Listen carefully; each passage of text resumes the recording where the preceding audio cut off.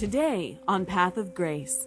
Another passage along these same lines is Daniel chapter 4, verse 25, where Daniel says that the Most High God is sovereign over the kingdoms of men and gives them to whoever he wills. Paul, in the book of Ephesians, says that God works all things according to the counsel of his will. So that's a theme in Paul's writings as well. And it's the big theme in the book of Daniel, that God is in charge. God is in control. And in all that God is doing, we see him working in and through human instruments, human vessels, to accomplish his will and his purpose. And those human instruments include people like Daniel, and even people like Nebuchadnezzar, and people like you, and people like me.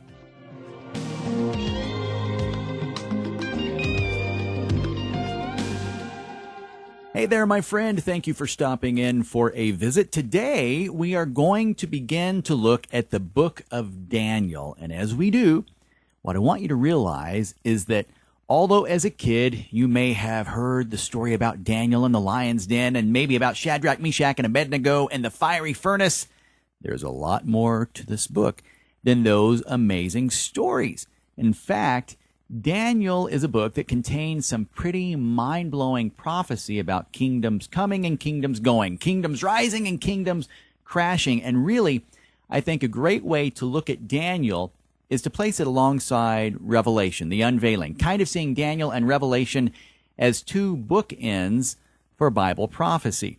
Now, most of what Daniel talks about has already been fulfilled, and it's so accurate as it speaks about these kingdoms coming and going that critics say there is no way that these things could have been written in advance. They say it had to have been written after the fact. Some even say Daniel never existed. However, when you look at Scripture as a whole, you find the prophet Ezekiel referring to Daniel as a real person who really existed. In Ezekiel chapter 14, I think around verse 13 or 14, he talks about Daniel, and also in Ezekiel chapter 28, verse 3. Not only that, but Jesus referred to Daniel as a real person and spoke of Daniel's prophecies as being very real as well. Now, some have attacked the book of Daniel, saying that it mentions people that history and archaeology has no evidence of them ever existing. At least that used to be the argument, but that's been proven false. We read about a guy named Ashpenaz in this book, and critics used to say, no one has ever heard of that guy. He never existed. It's fiction. There's no evidence he ever lived. But now today, in a museum in Berlin, they have some monuments from ancient Babylon that refer to this guy, Ashpenaz. It says that he is the master of the eunuchs in the time of Nebuchadnezzar.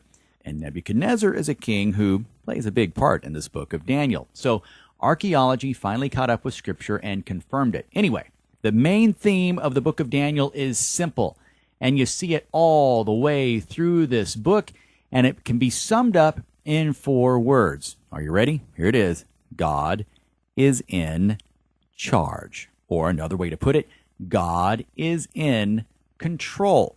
The theme of this book is not God simply has foreknowledge, which is the way a lot of people see God. Nope.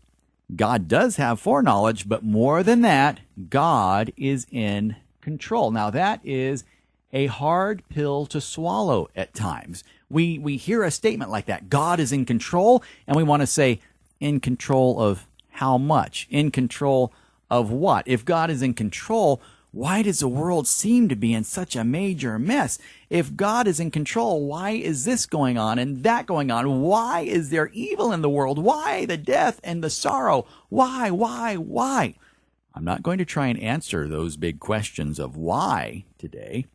Instead, I'll give you a little homework assignment that might take a couple hours to finish. On the main page of my website, jamesflanders.com, in the left-hand column, about halfway down, you'll find a series of teachings entitled The Problem of Evil. We did that series a few months ago. And in those teachings, you'll be able to grapple with the big why questions.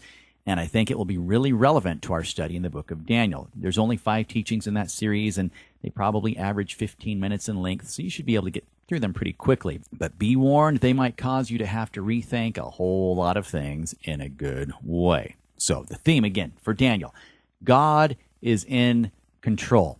We probably all said that at some point, right? Well, it's okay. God is in control. The challenge is, do we really believe it?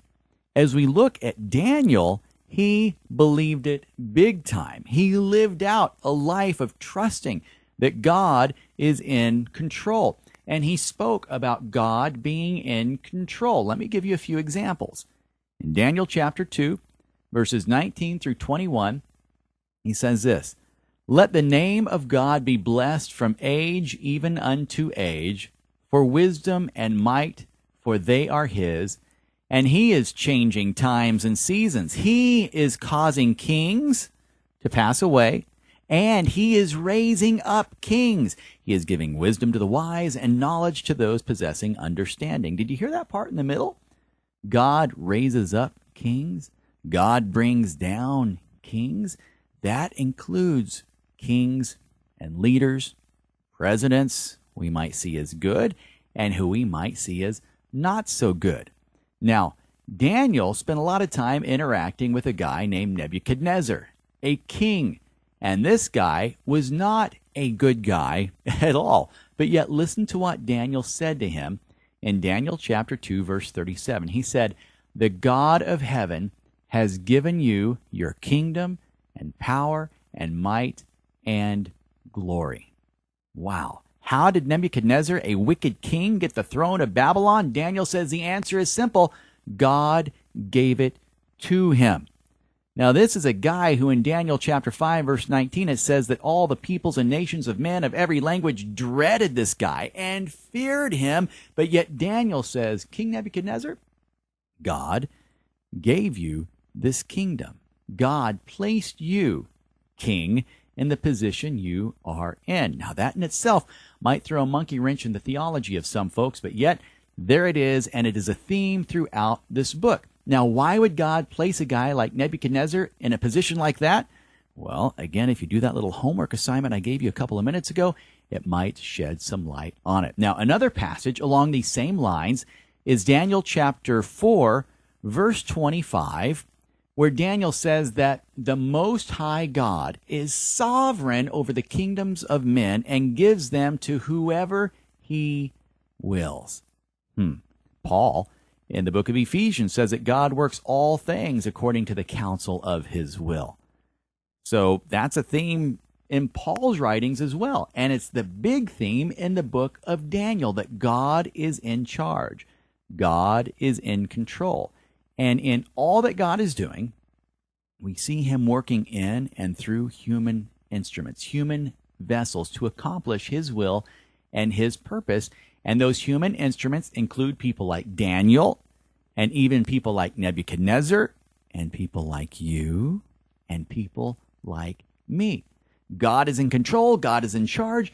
God is at work, but he is working through people. And also in the book of Daniel, we see something else that a lot of people put on the back burner or ignore whenever they start grasping the idea of God being in charge and God being in control. You know what they put on the back burner? They put prayer on the back burner. They say, well, why pray? It doesn't make a difference. Well, guess what?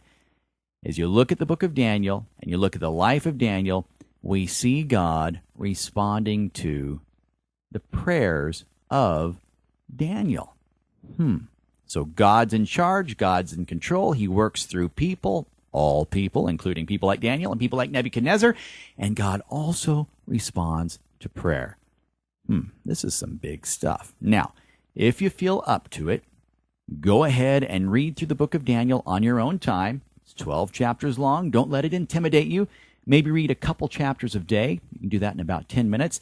And in less than a week, you will have made it all the way through the book of Daniel. When we get together next time, we'll jump into chapter 1. My name is James Flanders. Thank you so much for listening, and thank you so very, very much for your prayers, encouragement, and your support. Believe me, my friend, all of those things make a difference. Be blessed. Be blessed.